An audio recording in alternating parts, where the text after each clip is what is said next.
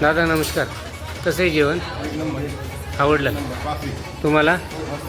आज ज्यांच्या सौजन्याने आपल्याला 10 रुपये जेवण लाभलं आहे ते नामदेवराव सरगर. गेल्या 2-2.5 वर्षापासून आपल्या संस्थेशी संलग्न आहेत.